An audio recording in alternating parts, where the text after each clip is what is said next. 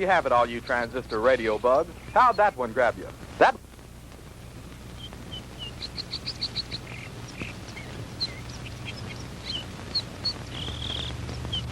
Howie, for heaven's sake, it's almost dark. If you don't hurry up, we're going to be late for the game. Margie, have you ever tried to fix a fuel pump to a rock and roll beat? Well, I'm sorry it made you nervous.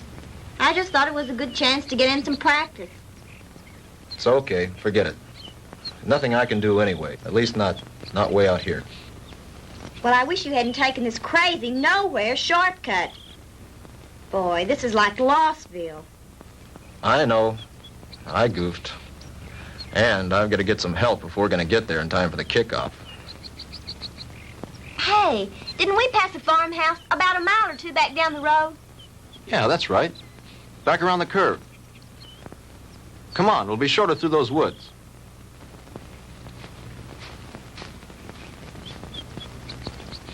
Oh, Howie, look. I don't think we ought to go on that property. Look, you want to get to the game, don't you? Of course I Then do. come on.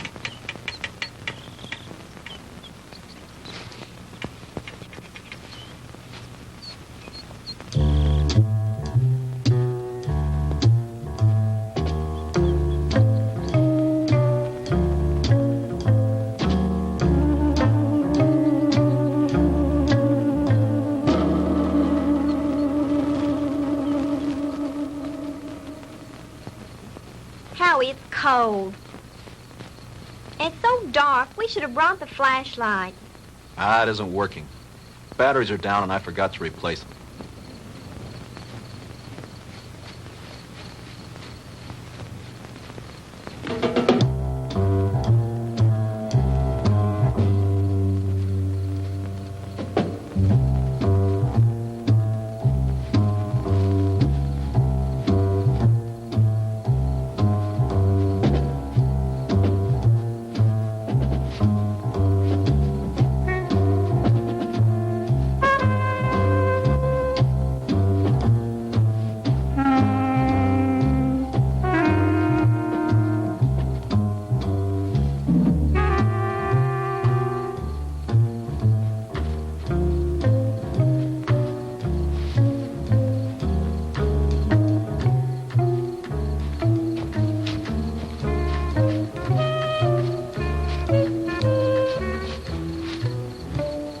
Like we've been walking for hours.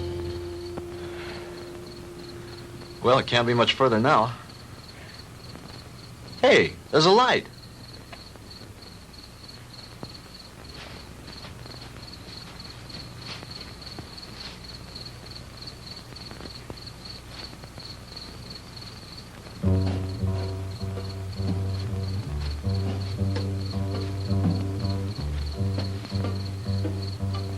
Huh. That's strange. Campfire way out here in the middle of the woods and nobody around. Kind of creepy, isn't it? Yeah. Hold it right there, both of them. Hey, Dad, what are you made up for? I mean, what's the bit? Hey, now, don't point that thing at us. It could go off. Come on now, who are you guys? What kind of a joke is this? I mean, out here in the middle of... Joke, boy? You think this is a joke? Howie, I'm frightened. Look at him. It's got to be some kind of a gag. This can't be for real. Howie, what's it all about? I don't know. Honey, do as I tell you. You edge around behind me. Tell me between them and you. Then run like the devil. Howie, not alone? Do as I say. What are you two young'uns doing out here? Quick, don't let them get away! Run, Margie! Head for the car! Stop, boy! I'll shoot!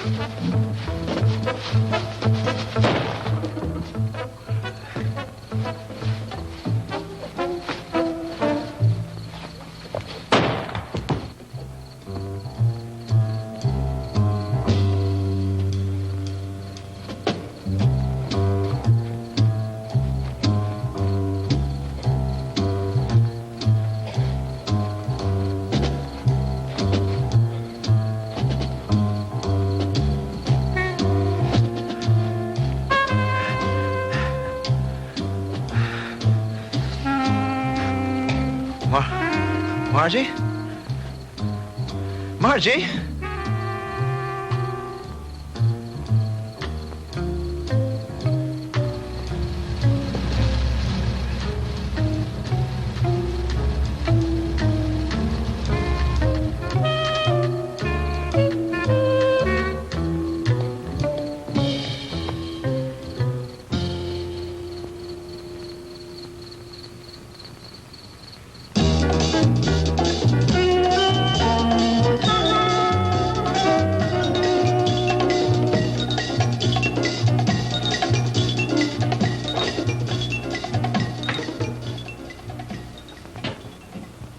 Oh, hello, Jim. What do you need?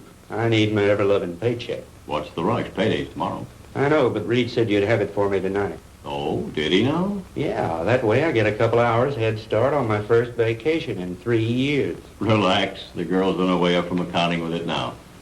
Where you going on this vacation? Some place that can't be reached by telephone, telegraph, teletype, or carrier pigeon. You don't think we'd interrupt your vacation now, do you? Why not? You guys did it for the last 2 years. Jim, nice story you turned in. Well written. Had a lot of fun. When he talks like that, he wants something. As a matter of fact, there's one little favor I'd like to ask you to do before you leave. Uh-oh. Here it comes. As a matter of fact, here it is. The accounting department is certainly coming up with much more interesting figures lately. See you guys. Oh, come on, Jim. Now, this will just take a few minutes. Not much out of your way. All you have to do is get a few details and phone them in from there. From where? Carver Street Hospital. Murphy called in from police headquarters, and some college kid was brought in with a gunshot wound. Here's his name. Why doesn't Murphy cover it? He's on police tonight. He's busy on the cat burglar story. Who shot the kid? That's what I want you to find out. May not be anything in it, but you never can tell.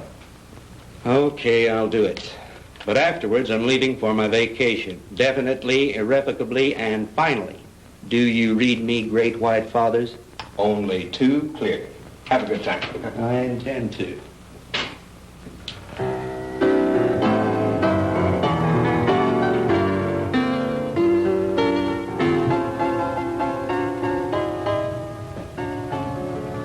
Hello, blonde girl. Why, James Crandall, what brings you here? Now, don't tell me. Let me guess. They sent you down for an egoectomy. A what? An egoectomy. They're going to cut out that big, fat ego of... Oh, that's funny. Funny. I want some information. Like what? Like, you got a boy here. Howard Ellison, college kid. In some kind of shooting scrape. That's the kid they brought in this evening. But I don't think he's having visitors. Well, could I speak to his MD? Mm-hmm. That would be Dr. Wilson Blake. Ah, yes. Blake of the Rusty Scalpel. Oh, you know him? I should. He broke into me once and stole an appendix. Oh, funny. That's funny. He's in his office. I know where he is. Dig you later, Angel. Yes, that's all right with me, Dr. Thornton. 10:30 will be fine. Yes, I think the whole administrative staff should be there. Fine. See you in the morning, Doctor. Goodbye. Come in. Jim Crandall. Hello, Will. How are you? Hey, number one, how about yourself? No complaints? Can you spare a few minutes? Sure I can. Are you on duty? No, not really. I'm officially on vacation.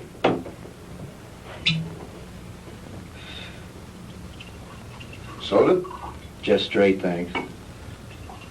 I bet you're here for a story on that Ellison boy. Good bet. Sit yourself down. So are some friends of yours. They left about an hour ago. Uh-oh, the local gendarmes, no doubt. Right. Lieutenant Partain and a couple of his men. They talked to the boy for about an hour and then finally... Wait a minute. Talk to him? You mean the Ellison kid's able to talk? Sure, he wasn't hurt too badly. The bullet didn't enter any of his vital organs. But the nurse said he couldn't have any visitors. Well, he can't. At least not now. He was too tired after that session with Partain. I want him to get some rest. Well, when can I see him? In the morning. In the morning? But talk, I gotta phone something into the editor. I can't fool around on this thing. I leave on my vacation tomorrow. Well, I envy you. We're so short-staffed here at the hospital, there's no telling when I'll be able to take a vacation. What did the kid say when he talked? He told a real weird story. The police have a transcript of it. I'd rather hear it from you if you don't mind. I don't think I should repeat it. I imagine the lieutenant would rather tell you himself. Oh, come off it, Doc. You know Partaine's not going to give me anything till he's good and ready. All right. All I can do is repeat what the boy said. But I'll warn you, you won't believe it. Suppose you try me. Well, this Ellison kid is a student at the university, a cheerleader, an honor student, an all-around popular kid. Early this afternoon, he and this co-ed... Co-ed? You mean there was a girl with him? Yes, one of the majorettes from the band, a girl named Margaret DeMar. DeMar? Couldn't be related to Sandy DeMar, the nightclub thrush. As a matter of fact, yes, her sister. Well, that adds a dash of color. What about the girl? I'm getting to that. Now, do you want to hear this story or not? Okay, go ahead. Well, early this afternoon, they left the university on their way downstate to that night game against Southern Tech. They had permission to drive down instead of going on the bus with the other students. They were running short of time, so they took a shortcut on one of those farm roads. Ellison's car started acting up and finally quit on them. They had to have help, so they started walking, trying to make it to a farmhouse. I said, hold it right there. Hey, Dad, what are you made up for? What are you two young'uns doing out here? Quick, don't let him get away! Run, Marjorie! Head for the car! Stop, boy! I'll shoot! He started running, and that's when he got shot.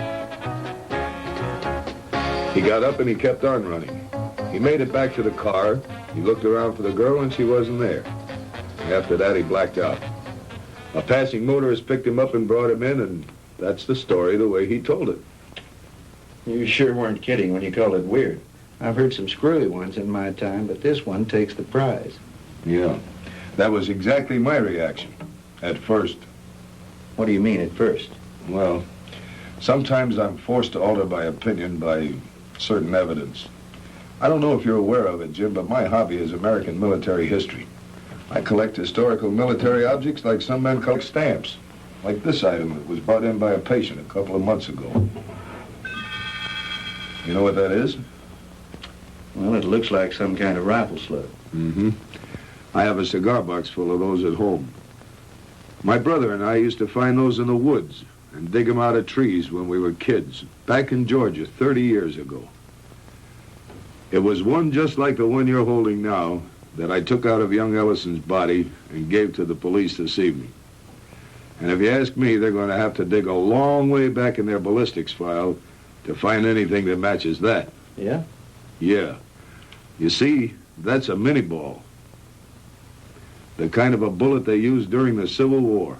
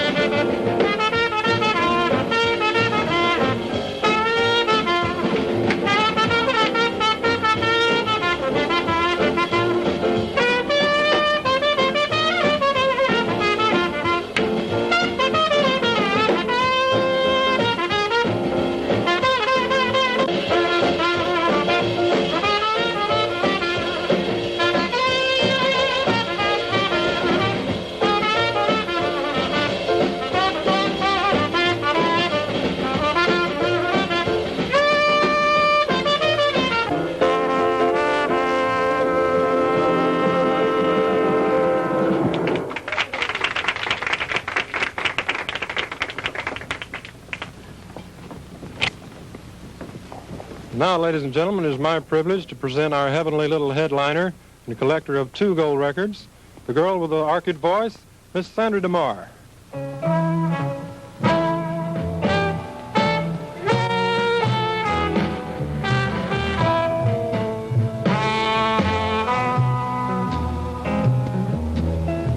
Go on away and leave me alone. I want to be by myself when I cry. And there's gonna be some crying, 'cause I just told my baby goodbye. Get out of here and leave me alone. I don't care whether I live or I die, 'cause my life's already over. It ended when he told me goodbye.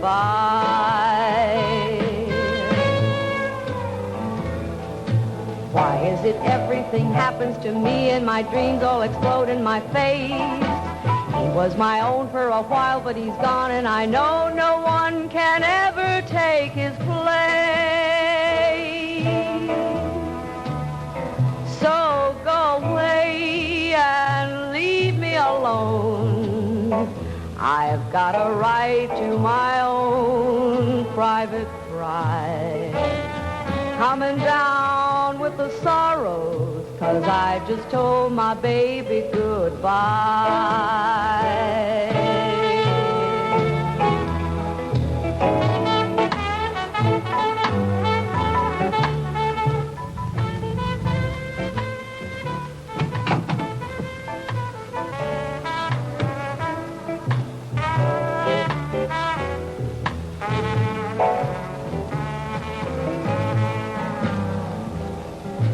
Why is it everything happens to me and my dreams all explode in my face?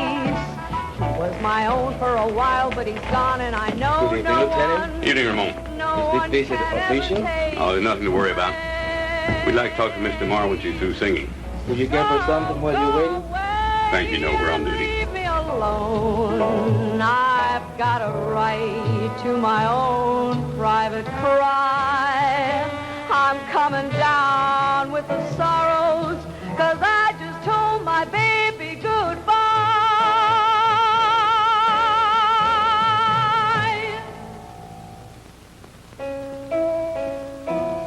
'Cause I just told my baby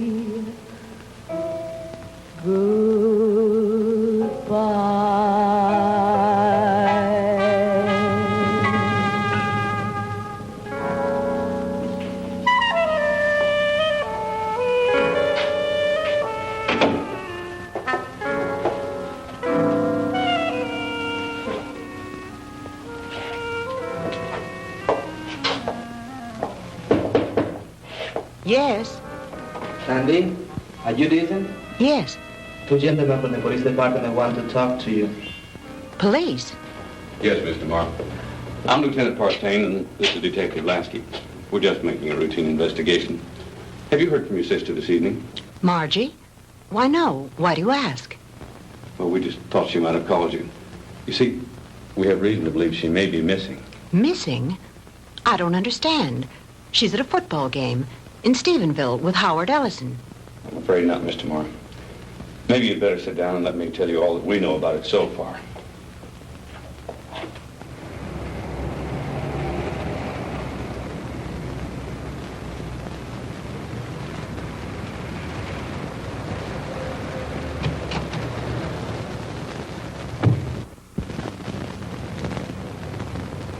Well, Lieutenant Partain, is it a raid or a payoff?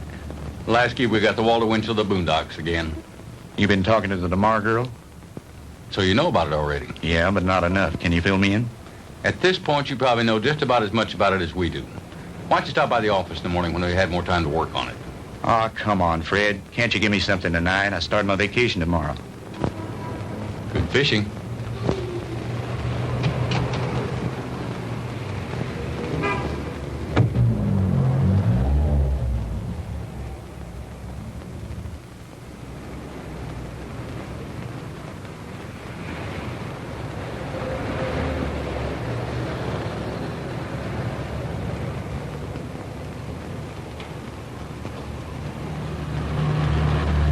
Miss DeMar? Yes? I'm Jim Crandall with the Sentinel. Could I talk to you a moment? I'm sorry, Mr. Crandall. I really haven't time to talk. I've got to get home in case my sister calls. Well, that's what I wanted to talk to you about. Can I give you a lift home? Thanks, but I'll take a cab. Well, they're kind of slow this time of night. Well, all right, if you're sure it's not out of your way. Of course not. It's part of my job.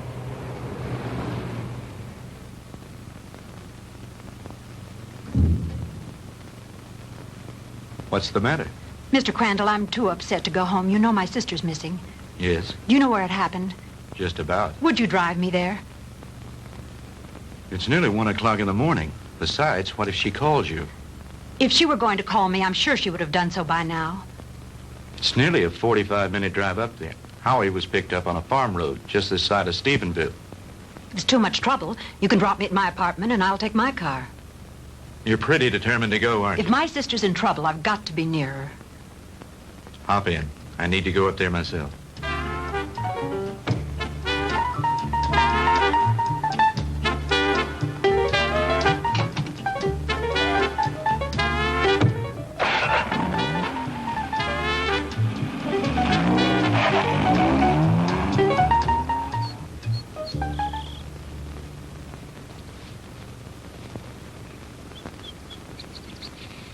Lieutenant, we checked that house from top to bottom. Nothing there. Okay, Lasky. As soon as the boys are through, have them go in and get some rest. We've done everything we can do here. Maybe the sheriff and his bloodhounds will turn something up. Right.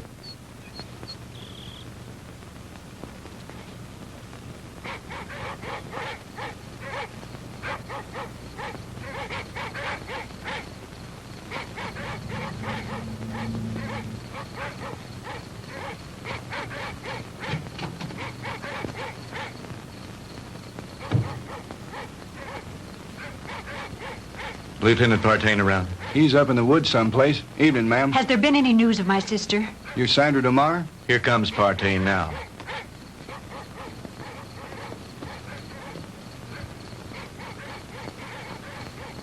Lieutenant, have you found her yet? I'm afraid not. Crandall, what'd you bring her out here for anyway? I made him bring me, Lieutenant. Can you tell me anything about Margie? No, ma'am, I think you both made a trip out here for nothing. Why don't you go home and get some sleep? He's right, Sandy. You should do as he said. Jim, somewhere out there in that horrible blackness, it's my sister. Those dreadful dogs. They sound so terribly ominous. Oh, Jim.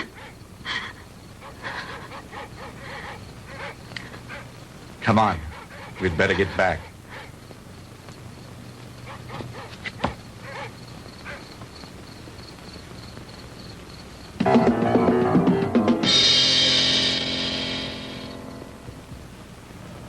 No, I'm going to check all the antique gun shops this morning, as soon as they open. How about the kid's parents? You contact them? Lieutenant, Ellisons live in Denver. I tried all night to call them, but they weren't home. How about a cup of coffee, Jim? Yeah, black. What about the kids at the university? Ellison's fraternity brothers. I talked to everyone in the dorm. They like him. What do his professors say about him? Bright, popular boy, good scholastic records, level-headed, down to earth. Not the kind to make up wild stories. Well, that cracks another one of our little theories wide open. You just getting here? Some of the other fellows came in a couple of hours ago. Yeah, I was out with the sheriff and his bunch. And have we got a Lulu? Yeah, what is it? The girl's sweater. We found it out in the woods not far from a smoldering campfire. Go on. Well, we gave the scent to the dogs, and they took off like Moody's goose. Well, we followed them for about a mile or two, till they got through the woods and into a small open space. Well, the dogs got about halfway through the open space, and then they stopped. Well, you've never seen so much confusion of tangled dogs in your life. They didn't know which way to go.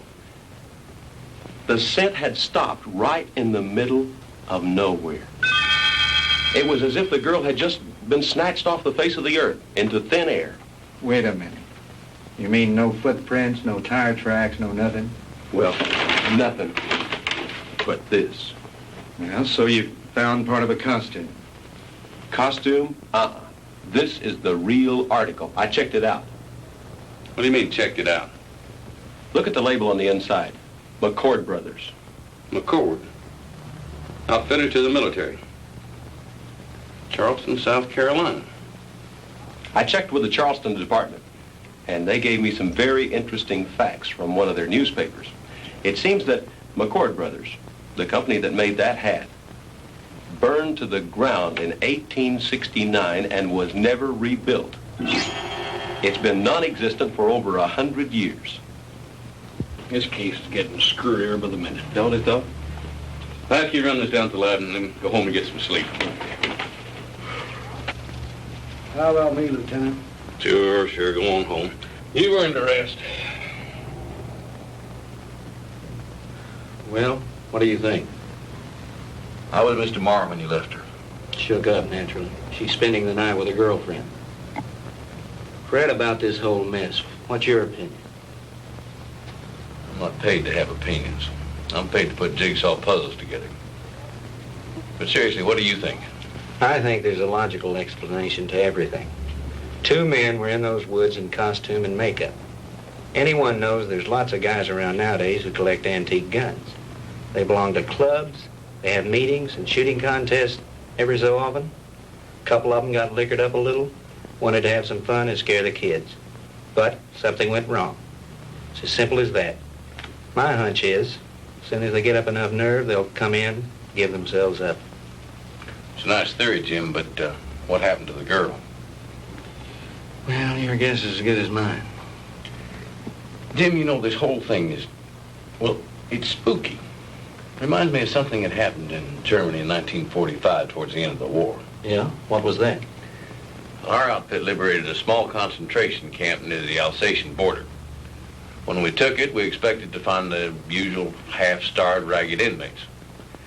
And you can imagine our surprise when we were greeted by about 50 young people, all a picture of perfect health. That sounds a little hard to believe after all I've read of Dachau and Auschwitz. Well, that's what made it hard to figure.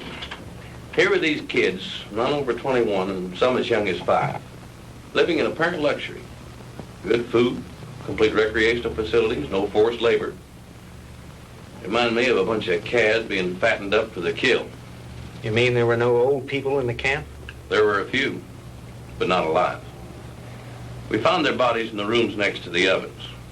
Apparently, we'd taken the camp so fast they hadn't had time to dispose of the bodies. But before they left the night before, they blew up the largest building in the camp. It was some sort of a laboratory. And inside, amidst the rubble and blown into a million pieces, was the screwiest piece of machinery I've ever seen. Some sort of a crazy electronic apparatus. And half buried underneath it amidst the rubble, still strapped to a table, was an old man. Just barely alive. Our medics tried to save him, but they couldn't. Now here's the weird thing.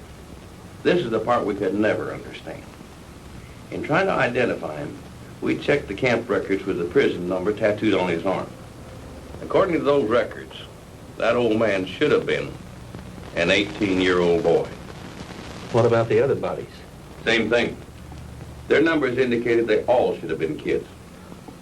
What type of experiments were they conducting there? We never found out. Even the young inmates weren't aware of why they were there. They never found the commandant of that camp to bring him to trial with the rest of the Nazi brass. His name was Ernst von Hauser. Did you ever hear of him? He was a German physicist, a contemporary of Einstein's. I don't follow you. You mean you think there might be some connection between all that and what happened here last night? I'm not saying that, no. But just suppose, for the sake of argument, the Ellison kid did see two men out of the past of 100 years ago. That would mean somebody around here is tampering with time. Somebody was also tampering with time in that concentration camp. Now, wait a minute. Let me get this straight. You think that the machine found in that concentration camp was some kind of time machine, and that there may be another one like it around here. Is that what you're saying? I'm not saying anything. I'm just supposing. After all, they never found von Hauser. Lieutenant? Yeah, Walt. Captain wants to see you in his office. Wants you to bring the file on the Maddox case. Be right there. How am I ever going to turn in a story like that? That's your problem.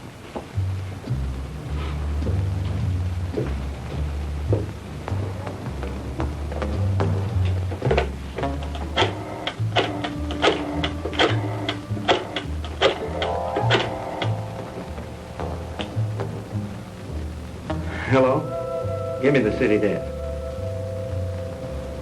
Hello, Reed. Crandall again. Would you tell Shaw I'd like to postpone my vacation and stick with the Ellison story? Yeah, that's right. You know that Pulitzer Prize you're always kidding me about? Well, if this thing turns out to be what it looks like, I just might win it. No, nothing new at the moment. I'll keep you posted. Yeah, I've got a little research to do in the library. Then I'm going to the hospital to interview the kid. Right. Talk to you later.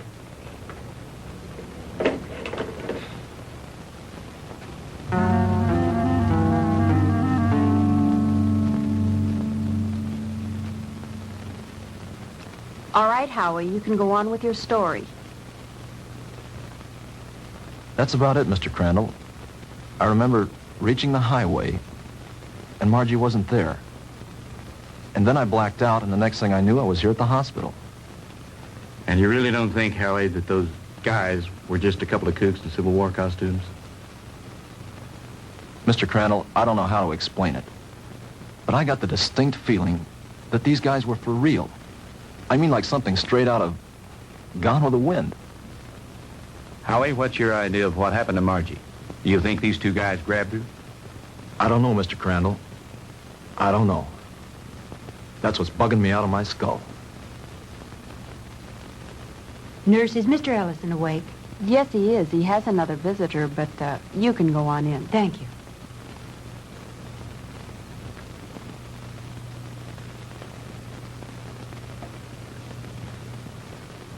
Sandy.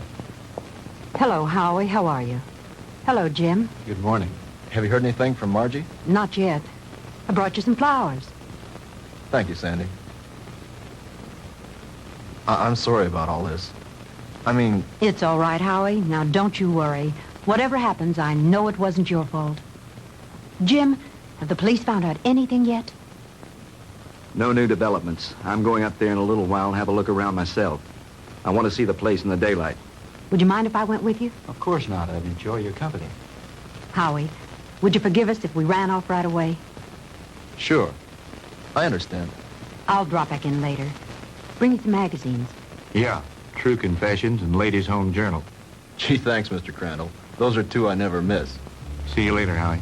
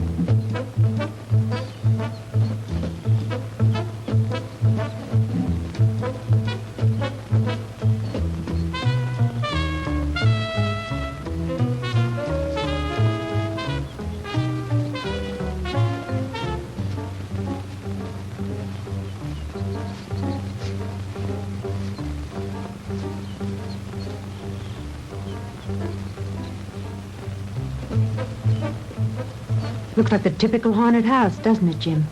Yeah. The meadow where they found the cap and where Margie's trail ended is supposed to be nearby. Do you think this old place has anything to do with her disappearance, Jim? I don't think so. They searched it and didn't find anything. Her sweater was found somewhere in those woods. I think I'll have a look around.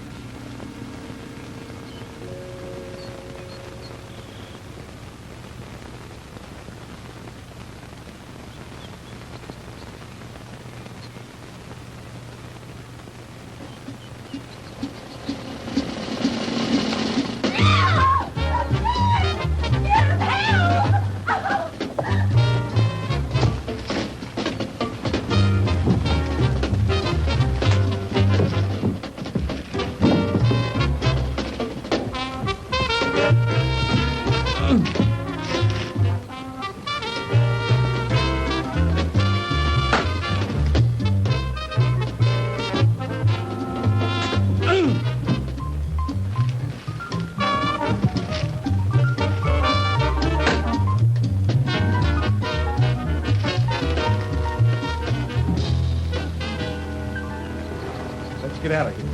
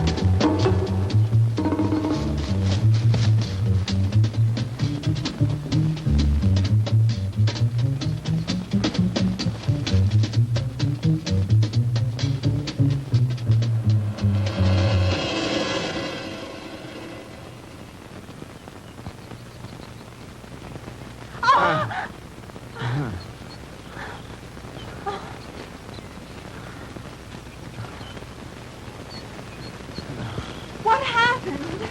I don't know, but we better get back to the car.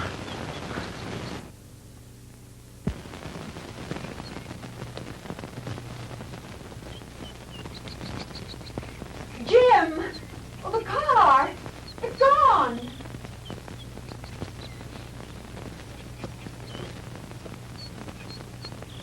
Jim, someone must have stolen it. I would have heard the motor start up. Besides, I have the key in my pocket. Well, this must be the wrong place. This isn't where we left it. This is where we left it, all right. But it looks different here. There are more trees than there were before. And that fence, that wasn't here when we came down the road. And the barbed wire fence is gone. Jim, we're lost. I don't think so. At least, not the way you mean. Jim, I'm frightened. It's all right. Let me think a minute. This road was paved, and now it's dirt. And there isn't a telephone pole in sight. I know. Jim, what is it? What's happening? I don't understand it. Where's the car? Where are we now? Jim, I know you know what's happening to us, and you won't tell me. And why not? What's going on? Fantastic. Incredible. I never really believed it. Tell me what's happening. Sandy. What's going on? What dreadful thing Sandy. is happening? Tell me. It'll be all right. Everything's going to work out. But we have to keep our heads. I believe our best bet is to follow this road and see where it leads. Come on.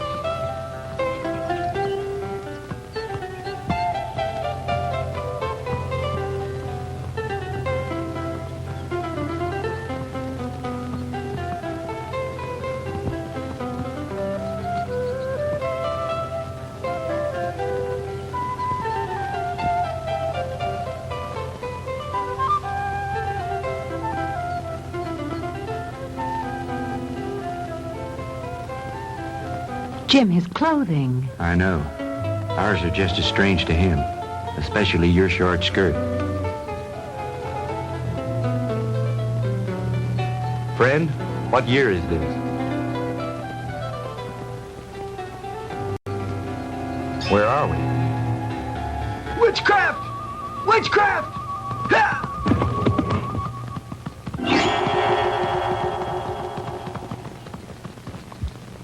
Jim. Honey, I don't know how to explain it, but somehow we've been set back in time. But Jim, that's impossible. Impossible. I know it's supposed to be impossible, but it seems to have happened. Well, let's not try to figure it out now. We've got to get somewhere to find some help. Some way.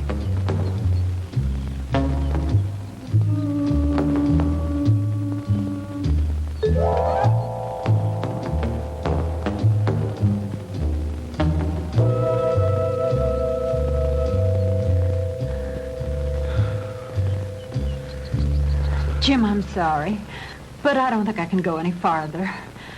I simply have to rest. All right. We'll stop for a while.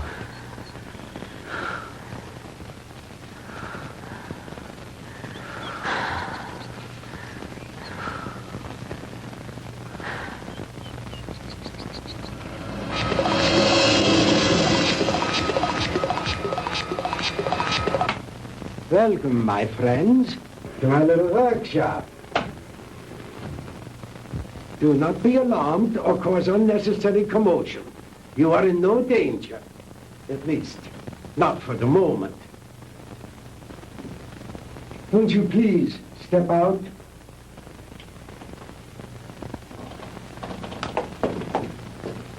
I am Dr. Ernst von Hauser. These are two of my assistants, Manfred and Wolf. Where are we? I told you. We are in my little workshop.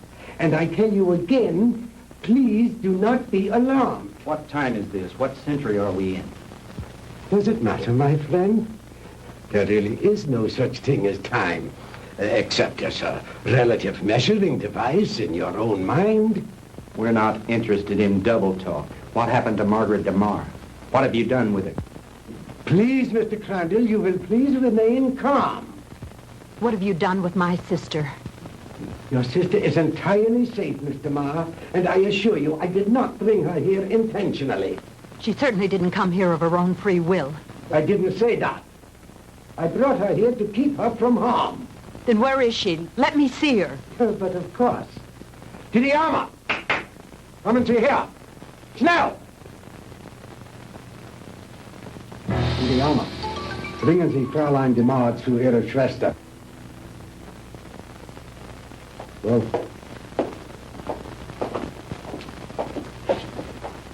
no need for alarm, Mr. Crandall. She'll be all right. She'll be able to freshen up. We will even furnish her a change of clothing.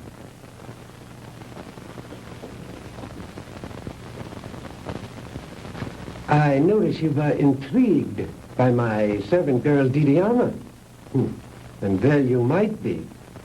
Just a few thousand years ago, she was serving in the court of Tutankhamun, one of the great pharaohs of Egypt. And now, she is serving me. Quite an experience, is it not? This is like a fantastic nightmare. I don't understand any of it. How did you get Margie here? I was conducting an experiment with a pair of gentlemen from the past. When the girl and her boyfriend wandered into the machine's field of materialization and encountered them. They shot the boy. They might have killed the girl had I not teleported her here very quickly. And the two red soldiers? I sent them back to Shiloh, Mr. Crandall. But it doesn't matter. They probably died there anyway. Fantastic. Utterly fantastic. Tell me, Doctor, why did you send Sandy and me back to 1789? I admit I took advantage of you to conduct a little experiment. Oh, you are a little dangerous, but you see, no harm has come to you. super spectronic relativity? I believe that's what you once called it. Oh, then you are familiar with my work. To some degree, yes. I read up on you this morning in the library after talking with the police. Oh. And what did you learn about me? Quite a bit. I know of your early career and some of the brilliant discoveries you made in the field of physics, and that you were expelled from the International Congress of Physicists because of your theories. Oh, that was a humiliation which will soon be avenged, Mr. Crandall. But go on. What else did you learn of me? Well, I know that you were a friend and sponsor of Adolf Hitler, that you helped elevate him to power in the 30s, and became the organizer and administrator of his Department of Scientific Warfare. That's another thing that puzzles me, Herr Doctor. Why a man of your brilliance should identify himself with a fanatical madman like Hitler. How dare you refer to Adolf Hitler as a madman? He was a great genius, ahead of his time. The world, in its ignorance, was not ready to accept him. The world did not accept him because he was a lunatic, bent on enslaving it. Do you call a man who is responsible for the mass murder of millions a great man, a genius? Anyone with enough intelligence to examine history knows there are times when lives must be sacrificed for the benefit of future generations. And he was willing to do this in order to lead his people into darkness, into oblivion. That's where he was leading them. And like all other power-crazed dictators before him, he failed. Thank God there were people in the world with enough courage to resist and to conquer him. What do you know in your stupid, petty little mind?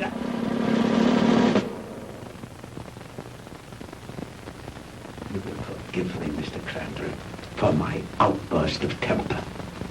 You are, of course, entitled to your own opinion for whatever small purpose it may serve you. Let me enlighten you, Mr. Crandall, on a few things of which you and the rest of the world are unaware. Blame for the loss of the war cannot be laid to Hitler or his doctrines. It was I who failed him. Me and the General Staff.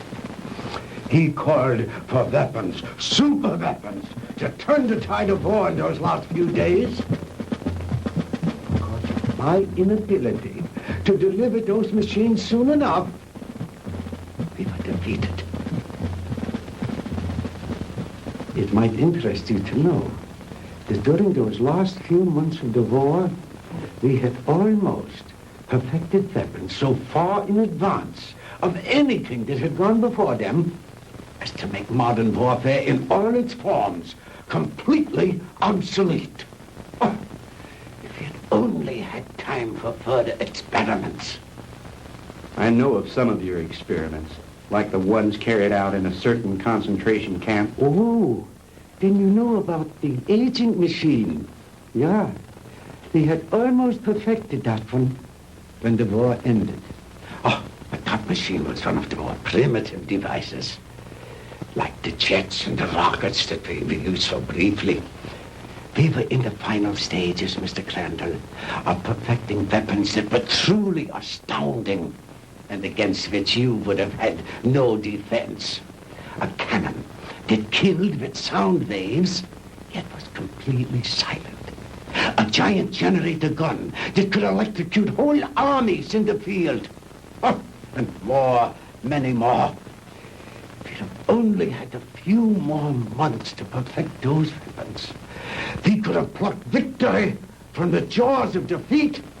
The Third Reich would have endured, not for 1,000 years as the Fuhrer dreamed, but forever. But the fact is that you failed, Herr Doctor. Failed and lost. But you are forgetting one thing, Mr. Crandall. That was 20 years ago. Since then, I have perfected and even improved on my original weapons. And we have conquered time. Dr. Einstein's so-called fourth dimension. Hitler will return, Mr. Crandall, and soon. Your victory was but a temporary one.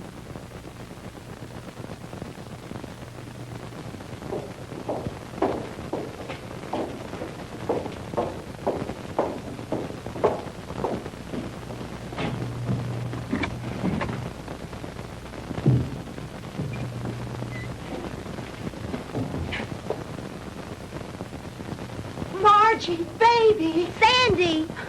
Honey, are you all right? Did they hurt you? Oh, Sandy, I didn't think I'd ever see you again. Oh, I'm all right.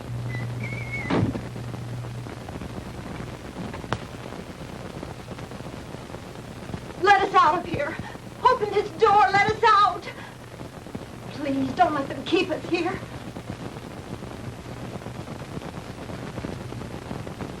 I have my own underground atomic power supply. Here are the master controls, and here are the selectors. With this dial, I can control the century I wish to deal with. These other dials, of course, are for the selection of the year, the month, the day, even the hours and minutes, and even seconds. These are the acceleration switches with which I can control the velocity or speed of the passage of certain relative segments of time, just as you would increase or decrease the speed of an automobile. Is that too difficult for you to grasp, Mr. Crandall? Frankly, I'm beginning to doubt my sanity. You needn't. After all, there are very few people in the world who can understand even Dr. Einstein's theory of relativity. And my theories go far beyond his. But you are an intelligent man, Mr. Crandall. Perhaps I can explain it a bit more simply.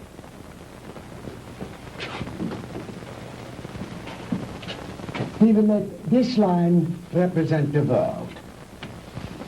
With a line here to represent the equator, and a mark here and a mark here for the north and south poles.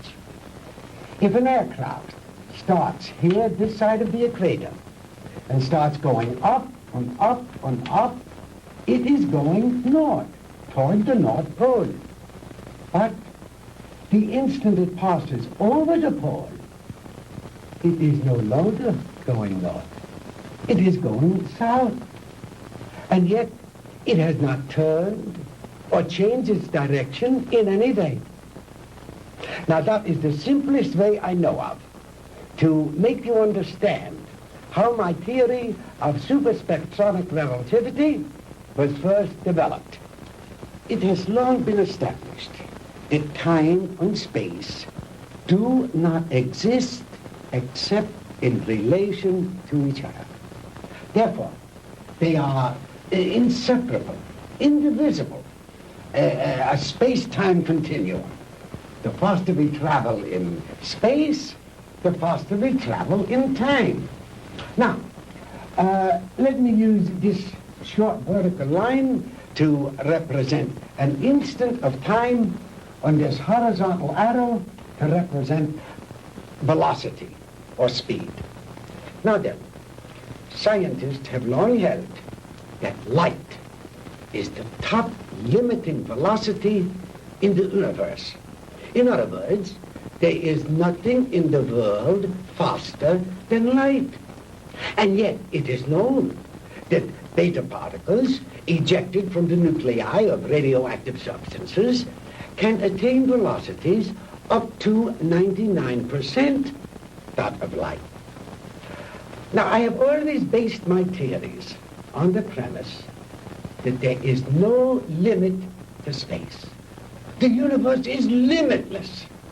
Well, if there is no limit to space, then there is no limit to time, and no limit to velocity. Therefore, I thought there must be something in the universe that was faster than light. Oh, the years of frustration and failure before I finally had to submit to the one irrevocable fact: there is nothing in the universe faster than light. But I discovered a new ray in the spectrum with a wavelength infinitely shorter even than that of the cosmic ray. This ray I called the minus ray. I'm afraid you lost me, Doctor. Well, in other words, while I discovered that the velocity of light is indeed the top velocity in the universe, that velocity need not remain constant. I discovered that through minus rays, velocity could actually be accelerated. And let me illustrate in this way. This line represents an instant in time. An instant, that is, in relation to our immediate vicinity in space. Now, if you enter a dark room or flip a switch, that room is instantly flooded with light. That is because that light, traveling at its great velocity, takes hardly any time at all to cover that small area of a room. It is immediate, instantaneous. Now, if that light had traveled any faster, it would have come on before you flipped the switch. Are you beginning to understand? I think so. Fine. Now then, just as I illustrated a moment ago, with the airplane flying up over the world, heading north until it passed over the North Pole, then its direction became south. The same thing is true in a sense of time. If the velocity of ordinary light, represented by this arrow, should be accelerated, then it will pass beyond the instant, represented by this vertical line, and no longer be moving in the direction of the future, but it will be moving in the direction of the past. It will no longer be going forward in time, but backward. The greater the velocity, or I should say, the greater the acceleration, the further back in time it will travel. In other words, if a guy left New York for Los Angeles and traveled fast enough, he'd get there before he started. You joke, Mr. Crandall, but crudely expressed, that is exactly what would happen. Why are you telling me all this? To impress upon you the superior scientific knowledge that we possess, my friend, and to illustrate why we would have won the war if we had only had a few more months. We were the slaves of time then. Time was our master. But I have changed all that. Now we are the masters, and time is our servant. Ah, you Americans are an egotistical, arrogant lot. How proud and superior you felt as you strutted through the ruined streets of our cities.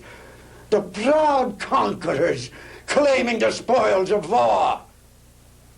But that is only temporary, my Yankee friend. Soon Hitler will return. We will rewrite history. And the Third Reich will endure. Not for 1,000 years or 100,000 years, but forever. Immortality.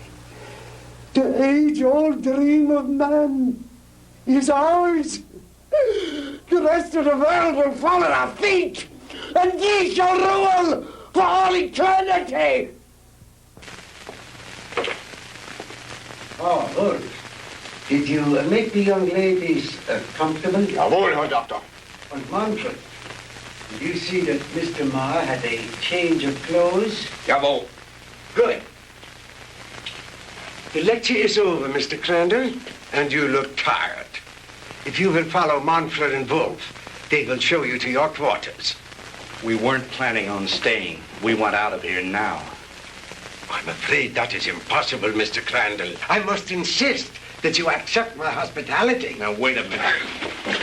Get your hands off me. Let go. On Hauser, you can't get away with this.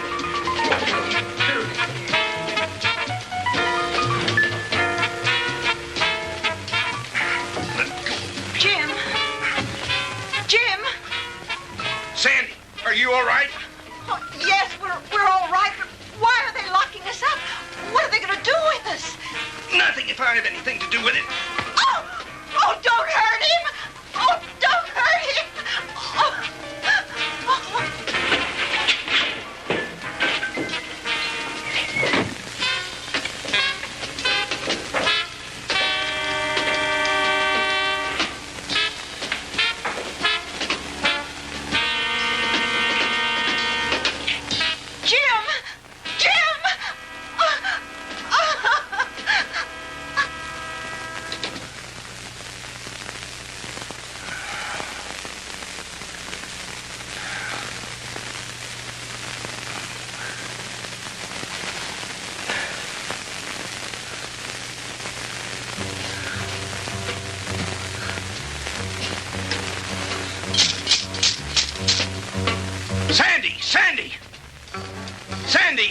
Answer me.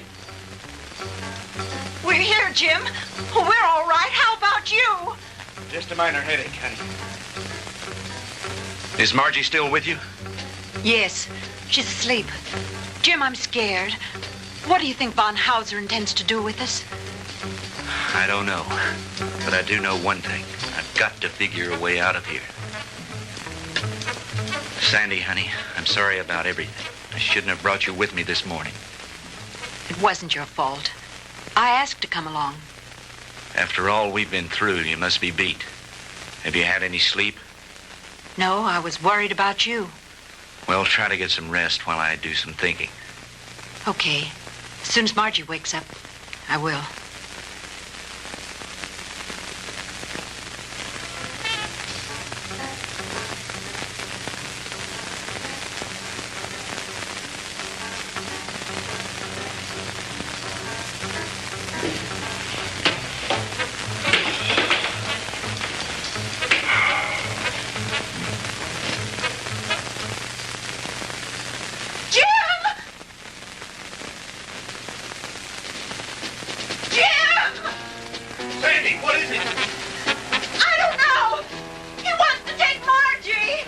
Kommen Sie her, Fräulein. No! No! Sandy, don't let him take me! Kommen Sie her. No! No! Sandy! No, leave her alone. Take your hands off her. Don't let him take me, Sandy! Don't let him take me! Turn her loose. Oh! Sandy! Who is it? What's going on? No! No! What's going on in there? What's happening?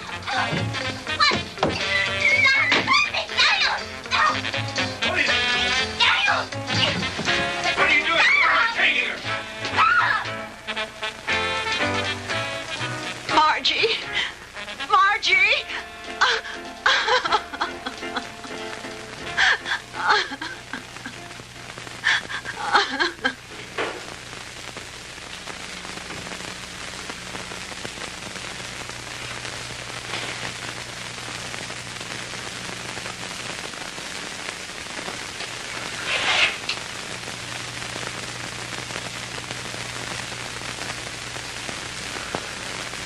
So you see, my dear, there was no reason for all that hysteria.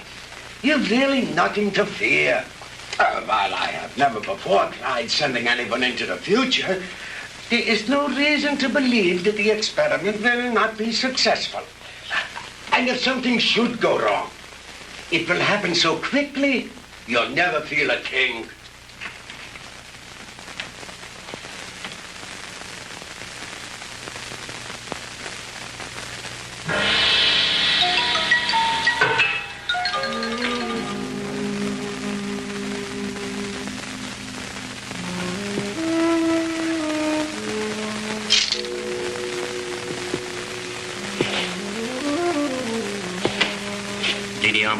It is time you eat now. You speak English? Many others before you, they teach me talk. You mean there have been other prisoners here? Many. Are there any others here now? They all disappear. You eat now. It is all they give me for you. It's all right. At least it's better than nothing. Didi Alma, you've got to help us. You're our only hope. No. I cannot help you. But you've got to. You're the only one. If you could get hold of the keys. No. They'll kill me. I cannot help you. Please, Didi Alma, listen to me. No. We'll never get out of here if you don't help us. Please, Didi Alma. Please. I bring you food. You eat. Thank you. Sandy, see if you can persuade her to help us. It may be our only hope. Someone come. I must go now. Was ist los, Herr?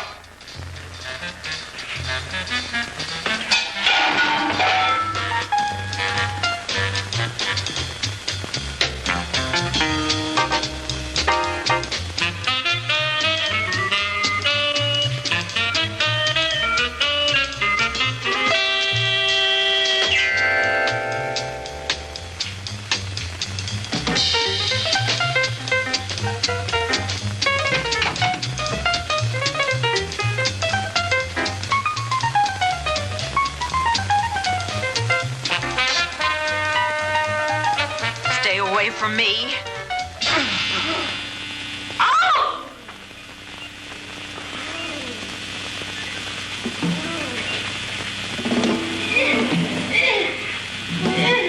Sandy! Sandy!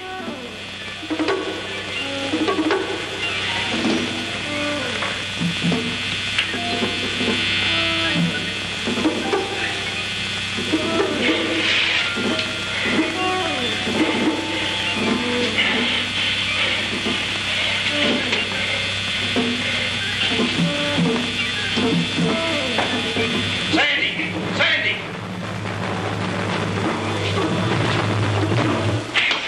Sandy, are you all right? Sandy, can you hear me?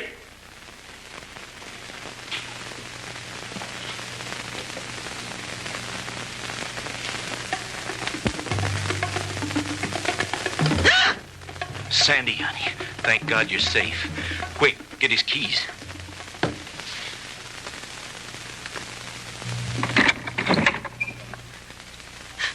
Oh, Jim, it was awful.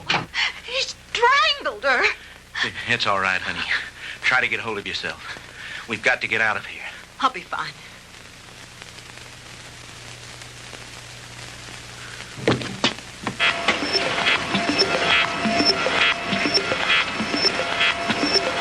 I told you, Mr. Mark, the struggle is useless.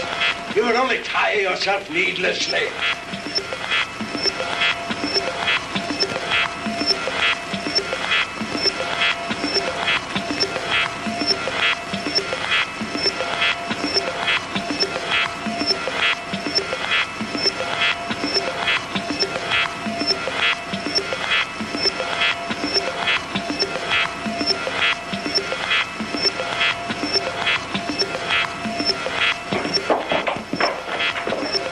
You got that machine on again.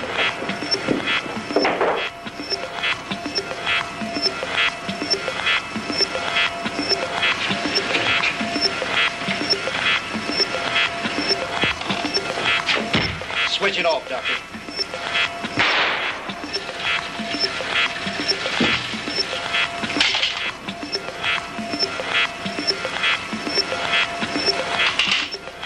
Jim, look, Marjorie! Reverse the machine, Doctor. Bring her back. I cannot guarantee that, Mr. Crandall. I have never experimented with the future before. You insane, sadistic. If you don't bring that girl back, I'll empty this gun into that warped brain of yours.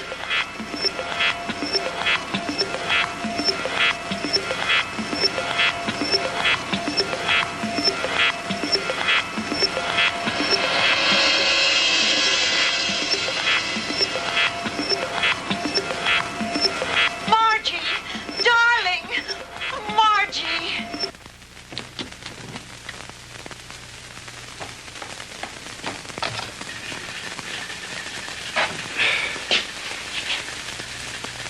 It's too bad, Mr. Crandall, that you are not interested in science. But you Americans are so impractical anyway.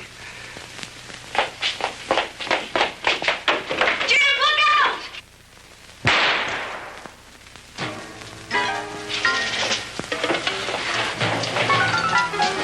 Just don't you try anything, Von Hauser. Don't try anything. That should cut down on your time travel, my good doctor.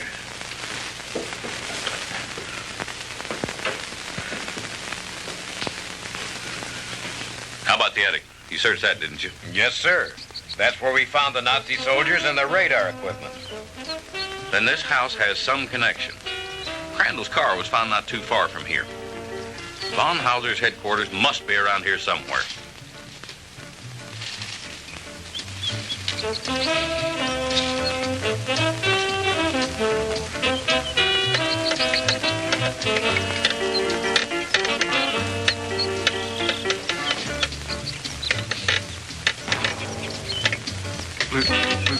Lieutenant? Yeah?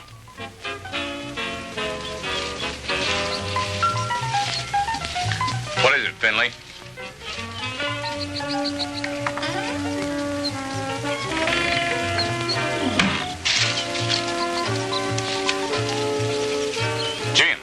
and the DeMars.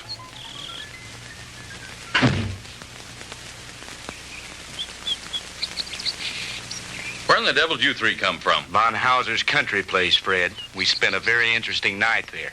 Where is Von Hauser? Down there in his laboratory. Listen. What's that sound? That's the machine. You'd better stop it before he gets away. Lasky, you come with me. Finley, you stay here with them. What machine? The time machine. The what machine?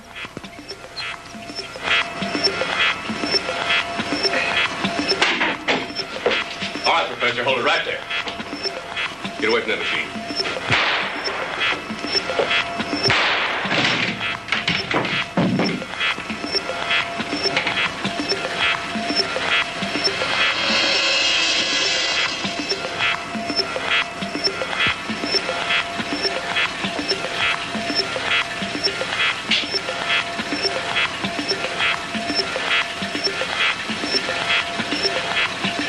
If I hadn't seen it with my own eyes, Lieutenant, I wouldn't believe it.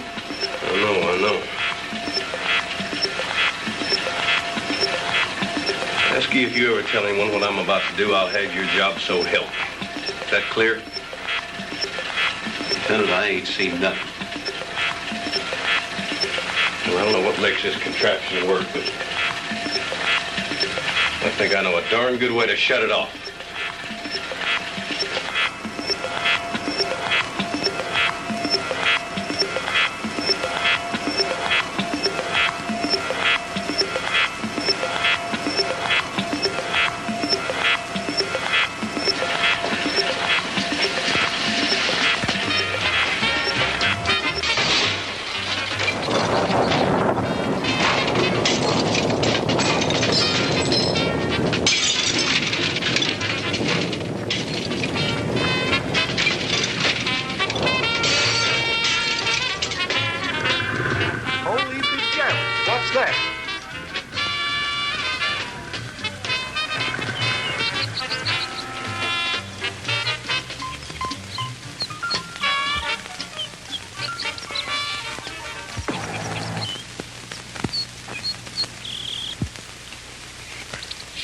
What happened down there, Fred?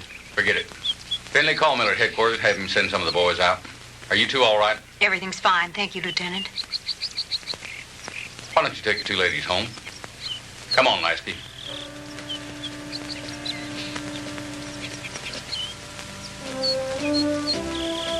The machine?